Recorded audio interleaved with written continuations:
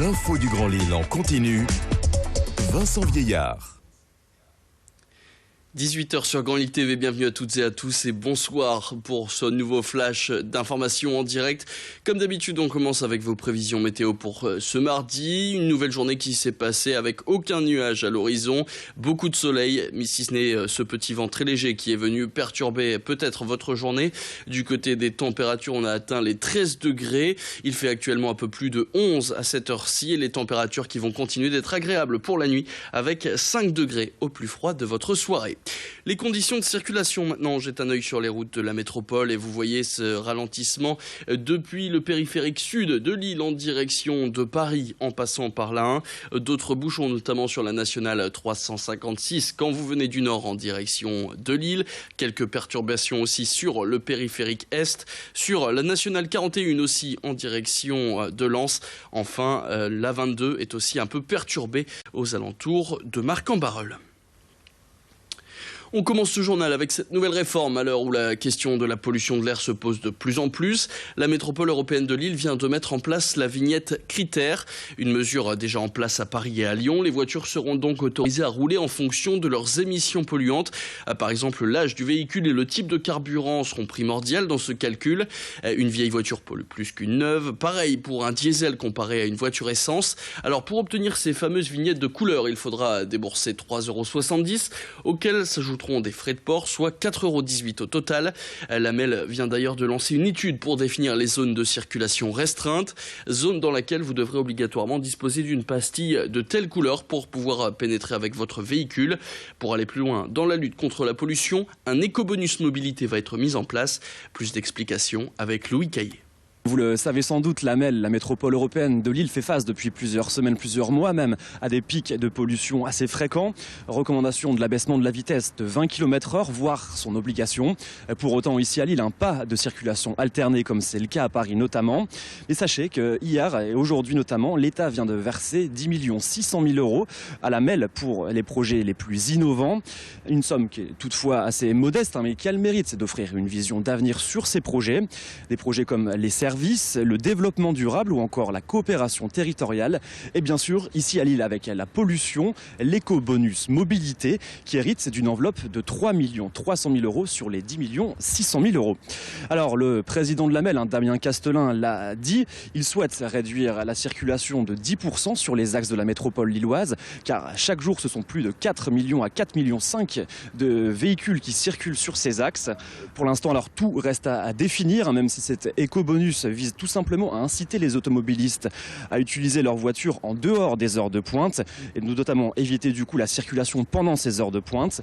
Quelques pistes pour le moment, notamment une compensation financière à hauteur de quelques euros par jour pour ces automobilistes qui joueraient le jeu, ou alors des synergies avec Transpol, notamment au niveau des tickets et des abonnements, ou bien encore quelques coups de pouce sur les assurances. Et puis enfin, sachez qu'hier, le ministre Jean-Michel Baillet, le ministre de l'Aménagement, était ici même à la MEL en visite et il l'a confirmé. Ce seront bien les services de l'État qui se pencheront prochainement sur ces aspects réglementaires. Et ce bonus financier, lui, sera mis en place dans la métropole lilloise dès 2018. Et puis enfin, sachez que ce bonus sera octroyé sur la base du volontariat pendant 18 mois. Et il en coûtera à 13 millions d'euros à la MEL, dont on le disait plus tôt, 3,3 millions d'euros pris en charge par l'État. Et puis cet éco-bonus fonctionne puisque depuis 2011 à Rotterdam, pas très loin de chez nous en Hollande, nos voisins hollandais ont réduit leur circulation de 10%. Alors automobilistes, soyez prêts. Sans transition, on passe à la fête du jour, la Saint-Valentin. Difficile de passer à côté. À l'occasion pour les amoureux de montrer leur passion, par exemple. Comme vous le voyez en bas de l'écran à l'image d'Hervé de Brice qui a envoyé son message à Kelly. Eh bien, nous pouvons diffuser vos messages que vous nous envoyez par mail à rédaction@point.tv. Des messages qui se diffusent donc en bas de votre écran. La Saint-Valentin, c'est aussi une date importante pour certaines professions, notamment pour les fleuristes. Après la fête des mères et Noël, la Saint-Valentin, ça représente le jour le plus important de l'année pour eux en termes de chiffre d'affaires.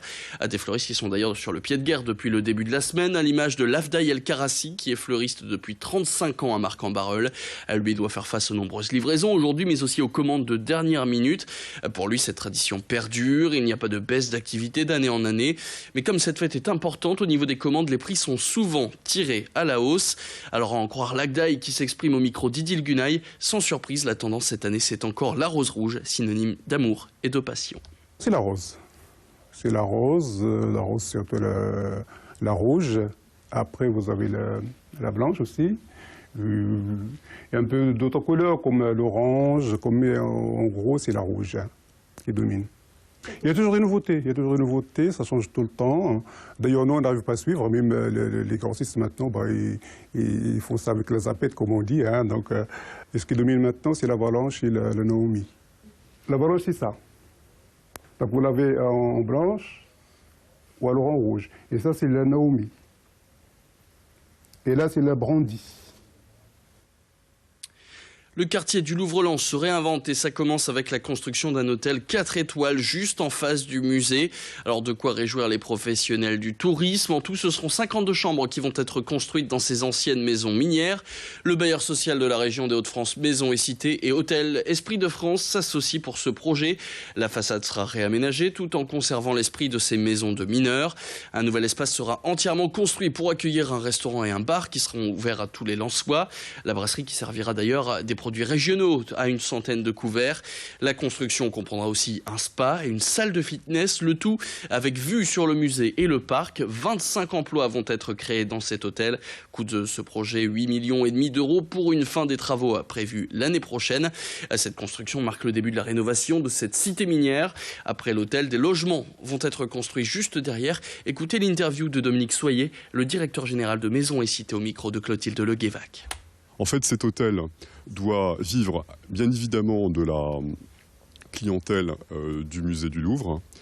Il doit aussi vivre des supporters et des équipes de football, supporters du RC Lens. Vous savez que le stade Bollaert est très près, à pied, avec l'allée verte de l'établissement. Mais il doit aussi vivre de la clientèle des entreprises du bassin minier. Et enfin, il y a une quatrième source d'activité que nous identifions, qui est ce qu'on appelle le tourisme de mémoire. Et puis en bref, avant de se quitter, la mobilisation autour d'Éden continue. Souvenez-vous, on vous a déjà raconté l'histoire de ce garçon de 2 ans atteint de la maladie Crabbe. Ce reportage, vous pouvez le retrouver d'ailleurs sur notre page Facebook, Grand Lille TV. Alors pour se faire soigner, il a une seule solution, trouver 1 million d'euros et aller aux États-Unis. À cette heure, les parents n'ont pu récolter que près de 285 millions d'euros. Demain, la mobilisation se déplace avec la famille du Petit Éden dans la galerie commerciale d'Auchan-Ronc dès 8h30. À noter qu'à 14h, les joueurs du club de volley de Tourcoing seront sur place. Nous serons en direct avec la famille d'Éden vers 8h30 avec Louis Caillé et Xavier Silly. Ce sera demain dans le matinal d'Adrien Lanois. Très bonne soirée à tous sur Grand Lille TV. Tout de suite, la météo.